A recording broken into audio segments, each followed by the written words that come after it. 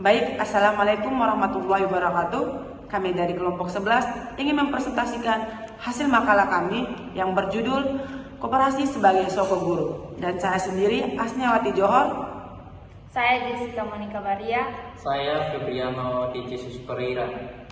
Baik, di video ini kami akan menjelaskan makalah kami. Baik, di video kali ini saya akan menjelaskan tentang bagaimana koperasi sebagai soko guru. Yang pertama yang kita dilihat adalah tentang latar belakang dari koperasi sebagai soko guru. Koperasi adalah badan usaha yang berbasis kekeluargaan dan gotong royong yang berperan penting dalam meningkatkan kesejahteraan rakyat. Sebagai pilar utama ekonomi nasional, koperasi disebut sebagai soko guru perekonomian yang sesuai dengan Undang-Undang Dasar 1945. Koperasi mahasiswa hadir sebagai wadah pelajar yang mengajarkan generasi muda agar mampu menjadi penggerak koperasi di masa depan.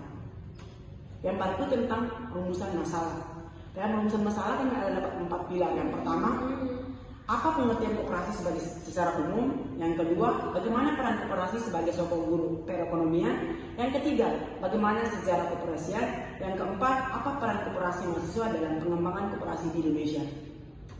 Yang baru tentang bagaimana pengertian koperasi menurut UUD 1945. Yang pertama, secara etimologis, koperasi berasal dari kata operasional yang berarti kata kerjasama. Secara umum, koperasi adalah organisasi ekonomi yang dimiliki dan dikelola oleh anggotanya secara sukarela untuk tujuan kesejahteraan bersama. Koperasi berlandaskan asas kekeluargaan dan gotong royong, serta mengutamakan kepentingan anggota di atas kepentingan pribadi. Menurut UUD nomor 17 tahun 2012, koperasi adalah badan hukum yang dibentuk oleh orang perseorangan atau badan hukum koperasi untuk menjalankan usaha berdasarkan nilai-nilai dan prinsip koperasi. Baik, saya akan menjelaskan tentang peranan koperasi sebagai soko guru. Yang pertama, koperasi menjadi pilar ekonomi rakyat. Yang kedua, mewujudkan keadilan sosial. Yang ketiga, menghadapi hambatan struktural seperti permodalan. Yang keempat, harus masuk ke sistem ekonomi nasional. Berikut adalah sejarah koperasi. Awal mula pada tahun 1844, koperasi modern pertama lahir di Rochdale, Inggris oleh 28 buruh tekstil untuk mengatasi kesulitan ekonomi. Koperasi masuk ke Indonesia. Gagasan koperasi dibawa ke Indonesia pada masa penjajahan Belanda. Perkembangan di Indonesia diperkuat oleh tokoh nasional seperti Muhammad Hatta yang dikenal sebagai Bapak Koperasi Indonesia. Resmi diakui, koperasi diatur dalam Undang-Undang Dasar 1945 dan mulai berkembang setelah kemerdekaan. Yang berikut peran koperasi mahasiswa.